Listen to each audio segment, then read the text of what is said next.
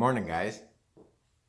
It is about 6:30 this morning, and as always on this channel, I want to try to be as transparent with you guys as possible. So I want to share a couple of things that happened yesterday that you didn't see in the video, and I didn't include them because I wanted to talk to you guys a little bit about how the mini split install is going. First thing that went wrong is I have this little adapter fitting that goes from a R134A hose to a 410 charging port. And I don't know if you can see it, but it's got this little nipple inside it that is supposed to press down on the Schrader valve. Well, I didn't know that little nipple inside there is adjustable. So when I attached this to the charging port, the Schrader valve was not pressed down. So when I went to vacuum the system down, in essence, I was only vacuuming the manifold and the charge hose, but not the actual system. So all the readings on the gauge said that, the charging system is not leaking or anything like that. So then I opened up the refrigerant ports, and you could hear the refrigerant going into the system because the unit comes pre-charged. And I went inside the shelter, and lo and behold, there's a leak at one of the fittings. So I took some of the insulation off to get to the fittings, and of the two hoses that I had made up, one of the fittings on there had a manufacturing defect in it, and it was cracked on the sleeve. So the place closes at 1 o'clock, and it was like 12:15, and it takes about 40 minutes to get there. So I had to bust my tail to get that hose out back over there, and they crimped brand new fittings on both ends, and now it appears that everything's fine. We're going to find out this morning, now that I know that this adapter is adjustable and I can set it so that it'll press on the Schrader valve and vacuum down the system. That led me to the next problem, R410A. You can't just go to Walmart or Home Depot and buy R410A that I know of. So I had to search. Came across a guy up in Washington that had a bottle of it for sale. And so this might be a bit much, but the system takes 2.5 pounds. 40.6 ounces is about 2.53 pounds. So I'm pretty sure that this 20-pound bottle of this stuff will be just fine. Aside from that, I'm going to try and get the system charged up this morning, vacuum down and charged up. Fingers crossed, nothing else goes wrong. And this installation will be complete, and we'll have some success this morning and feel the heat or the cold, whichever the case may be, on the heat pump. But other than that, I think it's time to get started. I don't know where Aura's going, but she's going somewhere. Alright guys, I vacuumed down the system for about an hour. It's still a little bit dark out, but you can see that. I went through and listened to all of the fittings with a mechanic's stethoscope, and I'm not hearing any leaks. It's been sitting now on vacuum for about 5 minutes. I got a scale set up and a Freon, so I'm going to try to vacuum in as close to 2.5 pounds as we can, and then turn the system on and vacuum in the rest of the refrigerant needed to top the system off. I'm going for 2.53 pounds or 2.5 pounds, right around there. It's a really short line set, so it doesn't need the full amount that's on the side of the condenser there. Still holding vacuum nicely.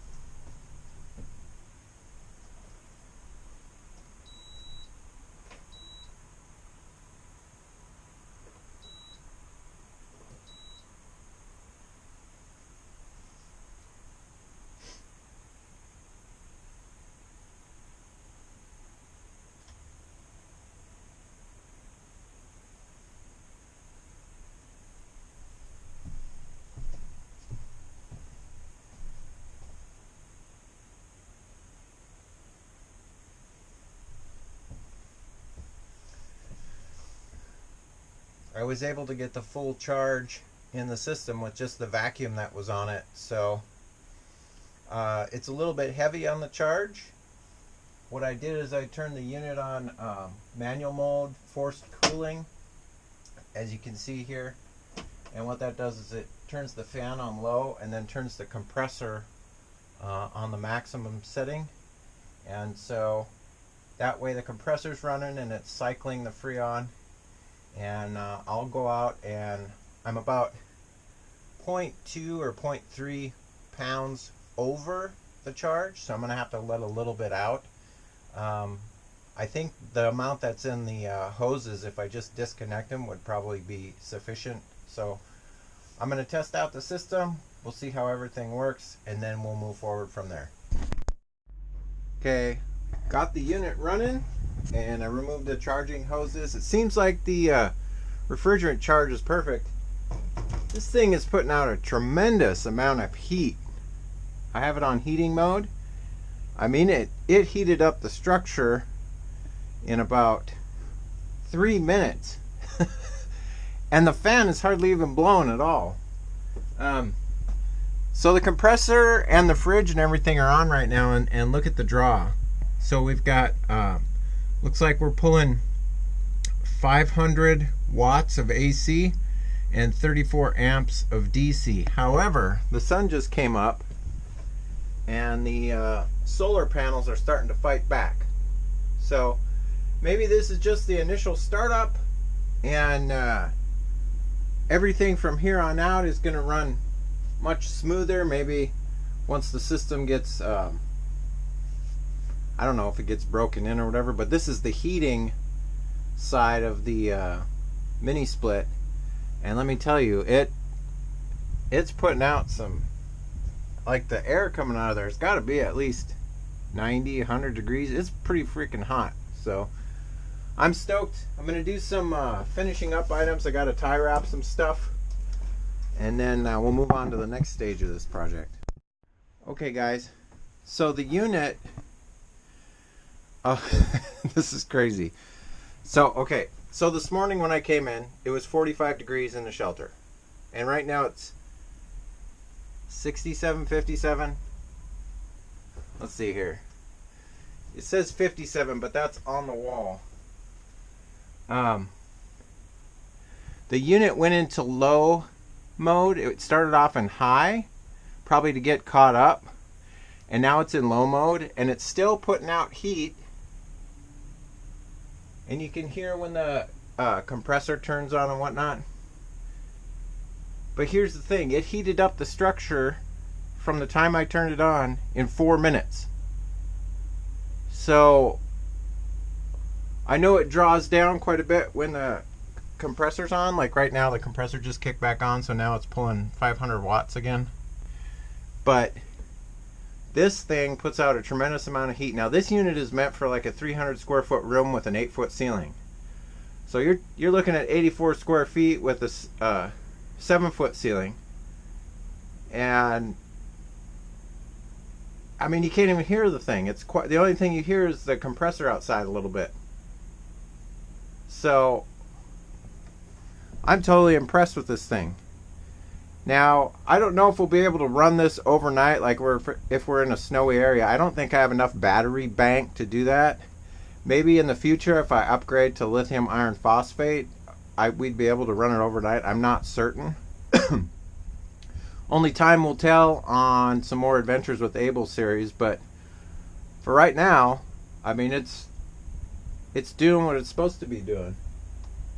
And so the compressor just kicked on while we're doing this video, and now it's kicking off again. So it was on for what, a minute?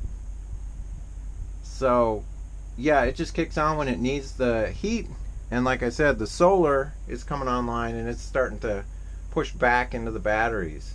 So we'll keep testing the unit and moving forward with this project. Alright guys, I'm just sitting here in the shelter relaxing, enjoying the warm breeze coming out of the mini split. And I was going through the instruction manual on installation here, and it says special considerations for extreme weather.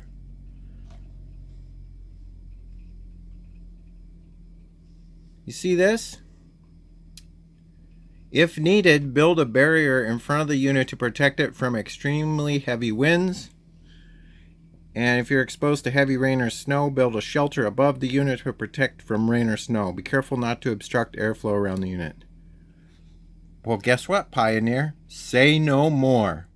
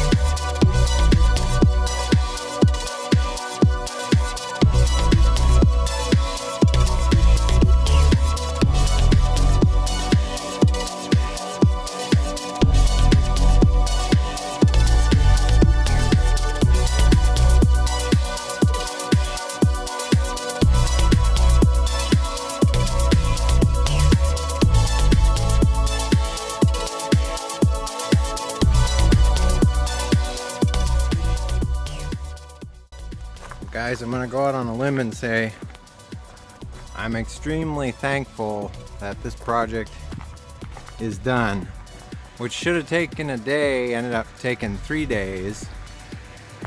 And I'm just super happy that it's done and at the idea and concept that I had in mind. You're probably wondering how much weight that is up there. Well, it's about 100 pounds, all that steel and the condenser. But it's surprisingly strong. I was hanging off of it when I was up there working, and it worked out pretty good. So, inside of the shelter is now complete.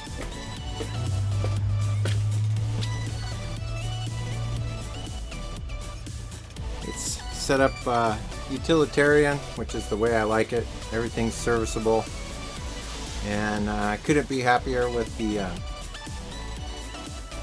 mini split.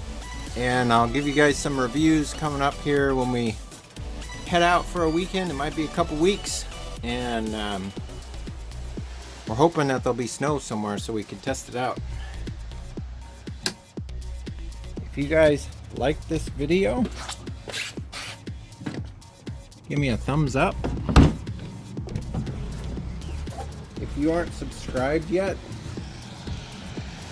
I'd love to have you as a subscriber on my channel. Got a few more projects coming up, and then we're going to continue on with the Adventures of Abel series.